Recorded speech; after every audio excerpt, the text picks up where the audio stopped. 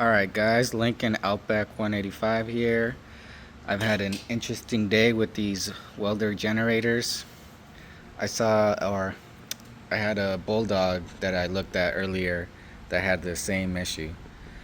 And basically they're not getting any power at all. No output, no aux, no 115 to 30. And basically with these you should, if you don't get any outlet power, then if it's not the circuit breaker, then you're gonna have to check your rotor, because it's pretty direct. It's a pretty direct line, and especially when you're not seeing both things. Let me see.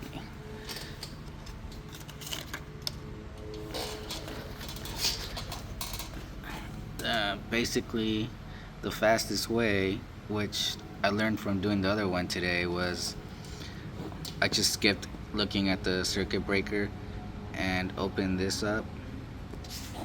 You gotta move the brushes or else you'll get a false reading, and then you do an ohms check. Let me see if I can get a light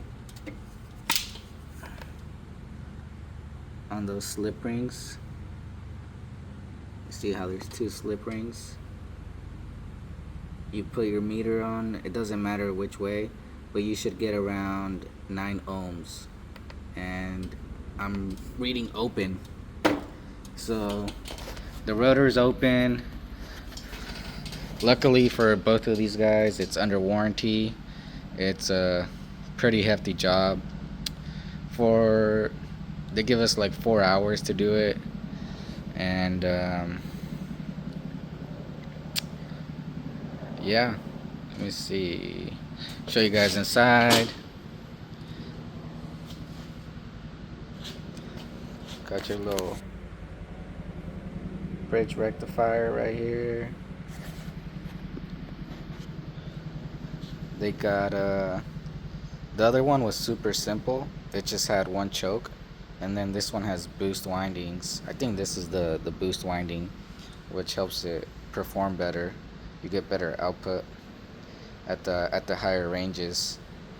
But yeah, basically the Bulldog, it doesn't even have a starter. It's that old school like lawnmower pull it shit, and just a choke in there. But the rotor still went bad. I don't know. I don't get why, but on these kind of units, we've been seeing that more lately, and I can't really explain it. It should be one of the more sturdier things, is those rotors, But show you guys inside. Let me give you a quick look on the Bulldog.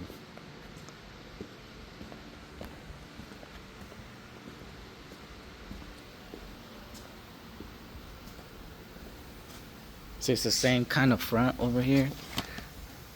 Same rotor. It was the same rotor part.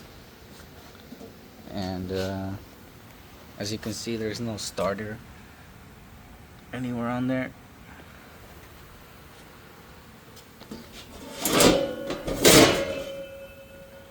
And it's super simple with that choke, little cap, little bridge rectifier right there.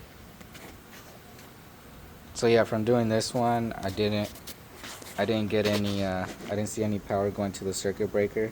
And like I said, the rotor feeds directly into that, and if you're not getting any of that, then you're gonna have to check your rotor slash stator.